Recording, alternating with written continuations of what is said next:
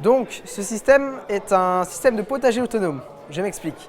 En fait, il s'agit d'un système servant à prendre des mesures d'humidité du sol pour après les envoyer sur un boîtier qui va venir faire une moyenne de celle-ci. Si jamais l'humidité passe en dessous d'un certain seuil inadapté pour la plante, eh bien on va venir arroser avec la pompe ici, directement dans le sol, ce qui évitera le risque de production de maladies à la base. Également, si jamais il vient à pleuvoir beaucoup de trop, eh bien l'eau va arriver à saturation, donc 96% à peu près, et les capteurs vont venir activer la pompe ici, du tuyau ici dedans, pour reprendre l'eau qui aura ruisselé ou qui aura été drainée naturellement par le sol, et pour la remettre dans le réservoir qui est ici en dessous, servant à arroser pour plus tard le potager. Et ça prend également des mesures de température du sol, de température extérieure et d'humidité extérieure grâce à cette petite station météo. Ça, c'est tout basique et on peut afficher les données sur un écran, comme ici. Ou alors, on peut, si on a un ordinateur, directement le brancher à celui-ci pour importer dans Excel les données. Donc là, en direct, un retour de l'humidité et de la température du sol toutes les 2 secondes. On a les données qui s'affichent, donc ici la température extérieure, l'humidité extérieure, on peut voir les variations. La température extérieure, on peut voir ses variations également. L'humidité du sol et la température du sol.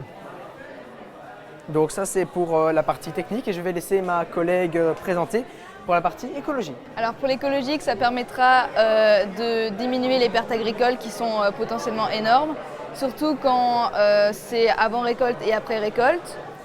Il permettra de recycler l'eau, entre guillemets, parce que quand l'eau va stagner au fond, ça va repartir par la pompe et repartir dans le réservoir où a été puisée l'eau pour les arroser. Ça permettra aussi pour les bactéries, comme mon collègue a dit. Il pourra notamment aussi permettre une quantité en plus de nutrition pour les pays défavorisés. On peut l'appliquer sur des plus grandes surfaces, par exemple comme un champ dans un jardin, et plus besoin d'être toujours à côté d'un potager pour l'arroser et s'en occuper. Il pourra aussi,